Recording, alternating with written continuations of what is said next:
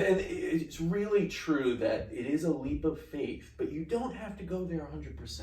Everyone thinks that, you know, when you're there, it's like, it just felt so right. I don't think you ever get to like faith being 100%, because then it isn't a leap, first off. It's a step, then, or not even. Yeah, we don't see what we believe. No, but even Ben does talk about, he's like, I tell anyone that I speak to, do you get at least a 70-80% feeling good about it?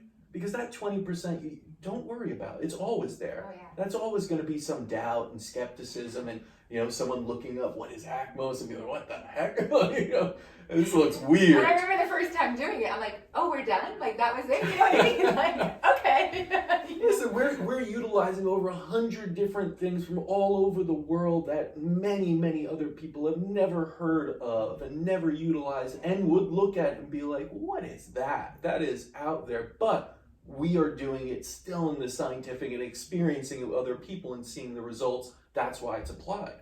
And we're always looking for better and better. But and it's customized, like you said earlier. And everything is personalized to your body. What does your body require? But that's a huge part of it, is that leap of faith. Yeah, when Caitlin said something about my pituitary gland, I almost like fell out to the floor. I'm like, how did you know? Like, because I think when it became neurological, there became some issues with that, which now the doctor's like, it's gone. Like, what did you do? You know what I mean? The conventional doctor's like, there's no little pituitary, like so many things. I was just telling the girls earlier, my doctors are like, everything looks better than when you were 25.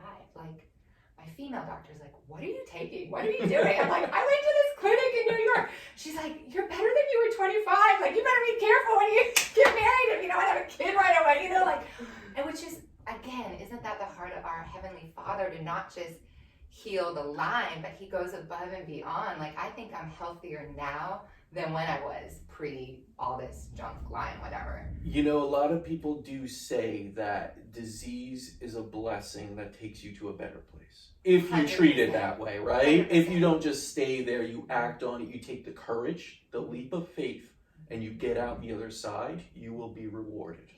You know, fivefold for your efforts to get back to healthy. And then you also have this great admiration, respect for health. You suddenly understand and you what don't take health a day means. for granted. Not like, a day, right? Mean, I'm like literally living every day I can to the fullest. Like, what can I do in Huntington tonight? Like, you know what I mean? You're just so excited because you have your life back. And that is the blessing in it all. Now, let me ask you, because you did research, and I don't know if you're a person that requires to know everything. A lot of people are these days. Everyone wants to know exactly. I mean, I've spoken to patients, and it's like 6 months later, and it's their 500th question of, will this work? What is this? What about this? What about this? And at a certain point, you got to go, I can't do this anymore. Like, this is just going to go on like a kid asking why until infinity. But you know, where were you in that comfort level of being, I'm not going to know what this is. I'm not going to understand what's being done to me in some ways, which I think is very scary. If I went to a doctor I didn't know, and he's like, we're going to inject you with something, what is in it? He's like, well, I don't, you know, and you kind of get an answer, but you're not really there. I think when you get to a place of desperation, I mean, I was so sick. I wasn't working. I wasn't living in I think you will do anything. I mean, we're talking about it today. You know, I literally showed up, probably hadn't even brushed my teeth. I know that sounds disgusting, but like got out of bed, got here, gave them my arm, and just, when you're that desperate, when you're that sick, you will do anything, Casper. And not to sound like over dramatic, but I had no clue what they were putting in me. But I trusted that that initial meeting was my confirmation that I was in the right place. When Caitlin revealed what was going on in my body, that was my peace, that was my confirmation. Then that began the faith journey here. So I didn't put my trust in you guys. For me, I put my trust in God, that He led me here. And it's not going to look perfect. I mean, there are days that I was doing treatments that affected me really bad. The girls remember like having to run to the bathroom every 2 minutes, or like, you know, your body's going through things, and that didn't feel good. That didn't look like, this was you, God, you wanted me here, sicker. Like, now I'm sicker, great, and poorer, great, you know what I mean? Like, yeah.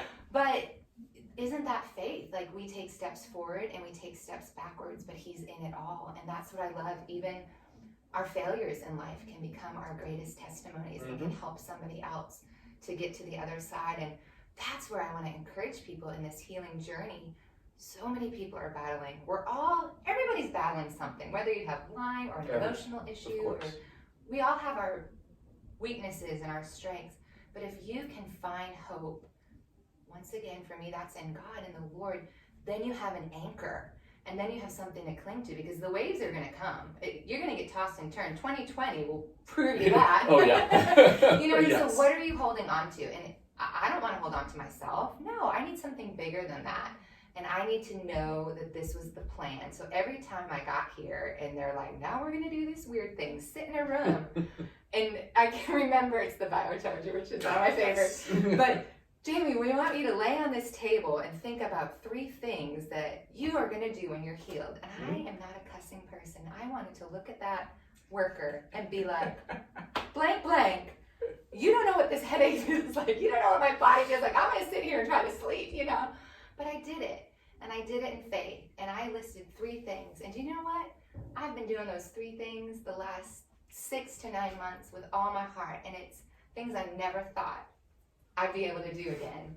And that's where your faith has to, you just got to do it. Some things in life you don't want to do, but you got to do it.